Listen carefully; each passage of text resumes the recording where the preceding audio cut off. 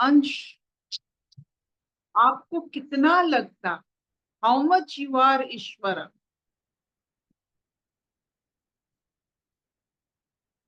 आप देखिए बचपन में हमें ये सब एहसास नहीं, कभी सोच भी नहीं सकते थे कि हमें ईश्वर बनना, ईश्वर जैसा बनना, कभी सोच भी नहीं सकते।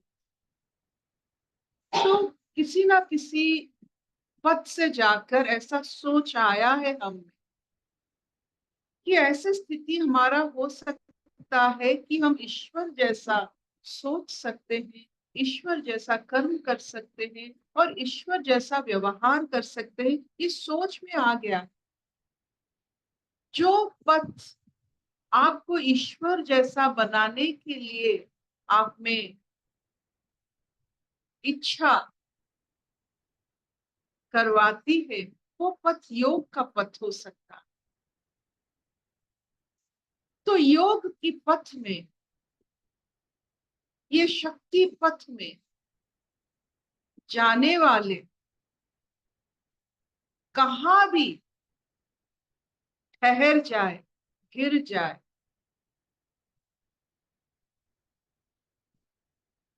वो ऐसी जगह गिरते हैं।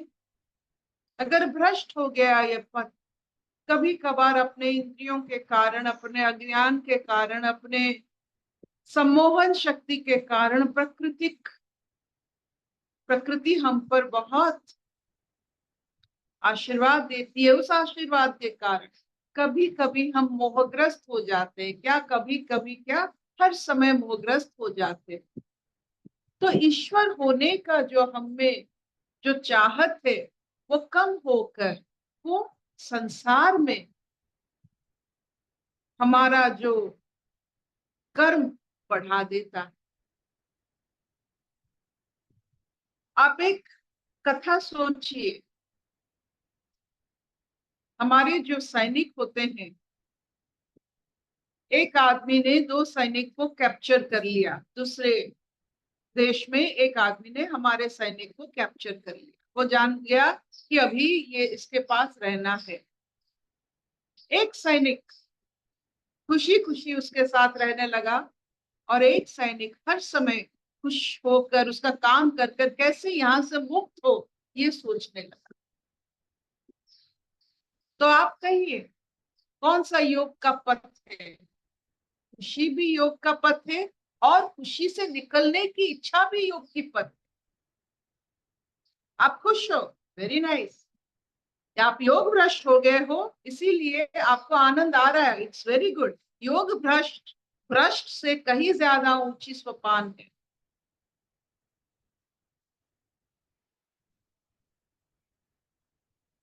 हम योग से भ्रष्ट हुए, इसका मतलब हमारी जगह कितनी ऊंची जगह पर है। क्यों हम योग से भ्रष्ट हुए हैं, भोग से भ्रष्ट नहीं हुए हैं, रोग से नष्ट नहीं हुए। तो योग भ्रष्ट एक जैसे बहुत बड़ी आपका स्ट्रक्चर है, आपका जो क्या कहते हैं उसके, उसको इट्स अ गुड पोस्ट। योग भ्रष्ट होना कोई बड़ी बात नहीं है या छोटी बात नहीं है, अच्छी बात। तो योग भ्रष्ट होने के बाद क्या होता, आपका जन्म क्या कहाँ होता? योग भ्रष्ट होने के बाद आप दो जगह जन्म ले सकते हैं। एक प्रॉस्परस यानी धनिक और प्योर साझा परिवार, जहां आपका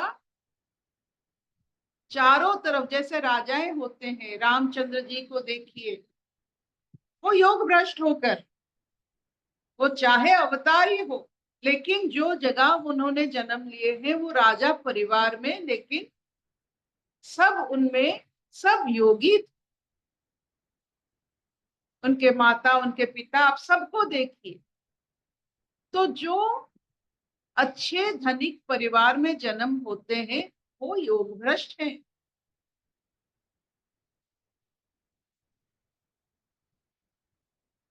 तो आज का जो श्लोक हमें बताता है कि आप योग करने के बाद, योग के साथ रहने के बाद आप अगर गिर भी जाते हो, आप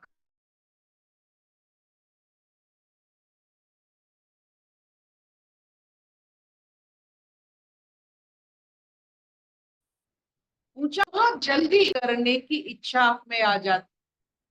आपने देखा होगा बहुत सारे जैन परिवार, बहुत सारे, जब वो जैन महावीर को प्राप्त होने के लिए अपना सब कुछ निछावर कर लेते हैं, उनमें ऐसी सोच आता कैसे है?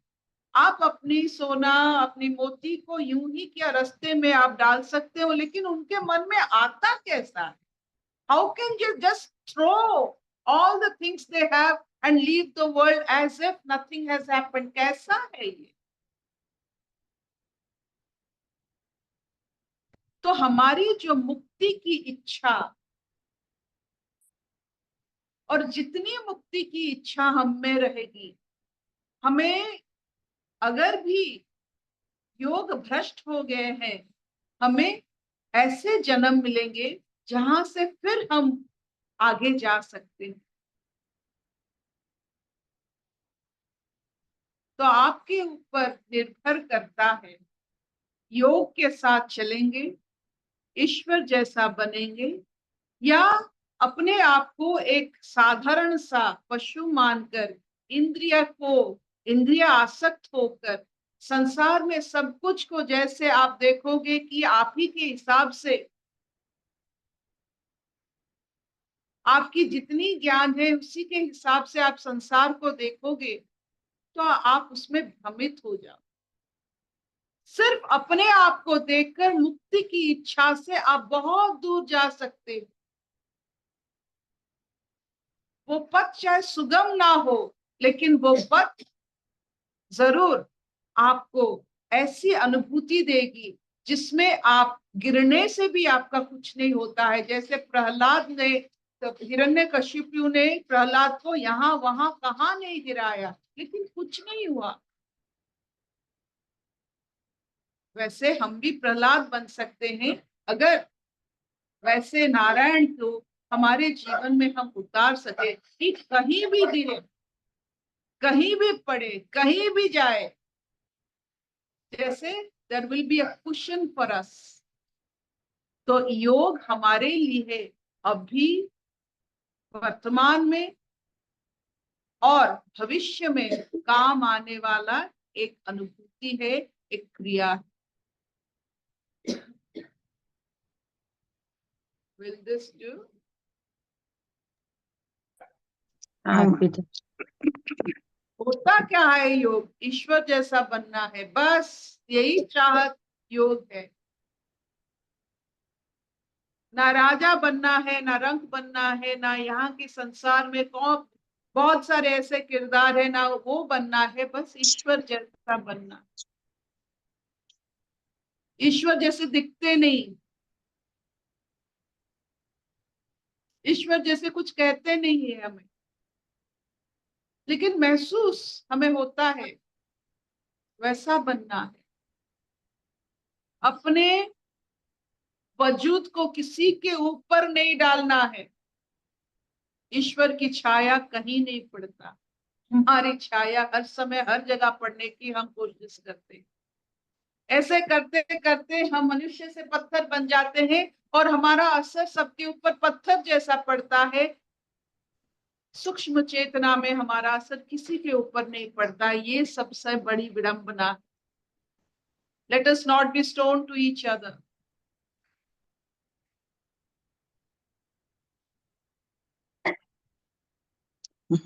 ना चलेगा? Will this do? चलेगा।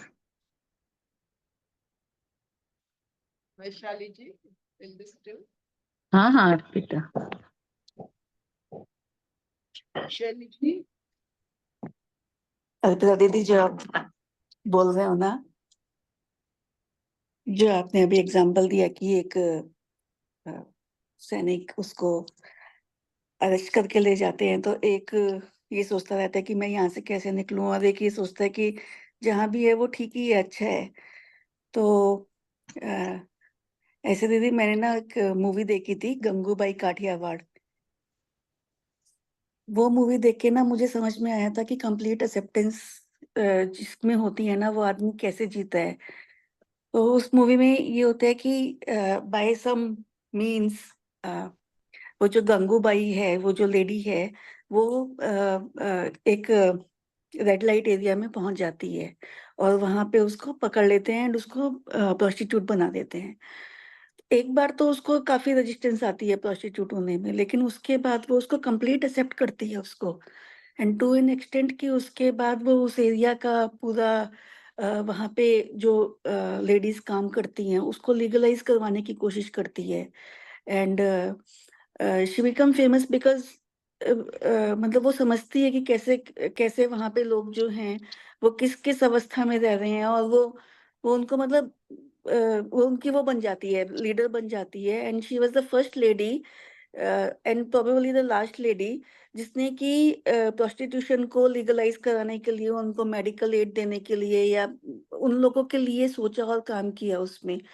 तो एक नॉर्मल फैमिली से निकलकर, नॉर्मल भी नहीं, रिच फैमिली से निकलकर एक एक औरत ऐसी जगह पर पहुंच जाती है, लेकिन जहां भी वो पहुंचती है ना, उसको किस तरीके से वो कंप्लीट एक्सेप्टेंस में आती है उसके, वो वो मूवी देखने पर मेरे को पता चला वो।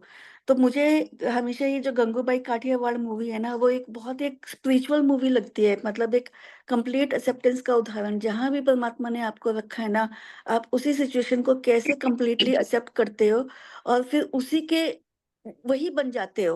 वो पानी के जैसे हो जाता है कि आप पानी में घुस के पानी बन गए, हवा में घुस के हवा बन गए, आप आकाश में घुस के आप आकाश बन गए। वो वहां पे घुस के वही बन जाती है। And then she works for them, not works for them, works for herself actually. तो आप जब बोल रहे हो ना, एक और बात जब आप बोल रहे थे तो मन में आई, वो ये कि ऐसे ना बहुत सारे हम जेंट्स में होता है, हम वीडियोस देखते हैं कि उन्होंने अपने 10-10 11-11 साल के बच्चों को भिक्षा दिलवा दी। तो जो वीडियोस होते हैं उसमें तो देख के मतलब इस तरीके से फिल्माइज किया हुआ होता है कि जिस समय वो parents, they are very rich parents, they are Gujarati, basically Gujarati and Rajasthani community, Jains community, और वो वहां पे बच्चों को दीक्षा दिलवा देते हैं। तो वो बहुत बड़ा फंक्शन करते हैं, उस फंक्शन में वो उसको बहुत गहने वहने पहनाते हैं, चाहे लड़का हो चाहे लड़की हो। उसके बाद सबको छोड़ छाड़ के वो सन्यासी वेश में आ जाते हैं। तो मुझे कभी इस चीज के लिए ना एक्सेप्टेंस नहीं थी, मुझे लगता था कि ये ऐसे क्यों करते हैं। लेकिन आज जब आप बोल रहे हो ना, तो मुझे समझ आया वो बच्चे पहले से ही योग भ्रष्ट होते हैं।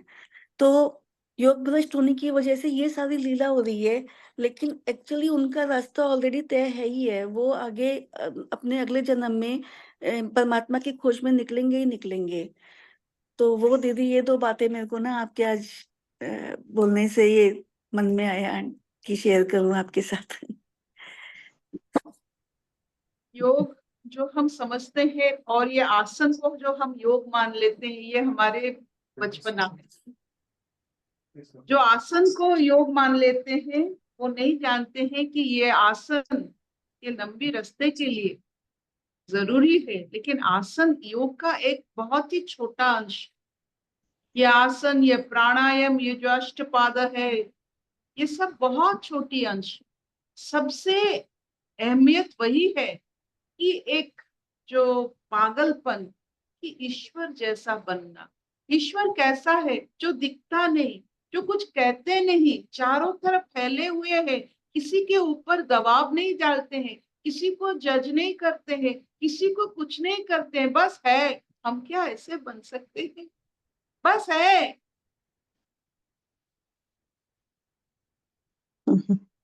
हम तो हर जगह अपनी वजूद दिखाने के लिए बस मौका ढूंढते रहते हैं।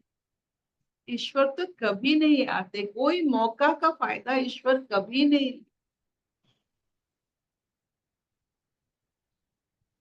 जी दीदी, थैंक यू।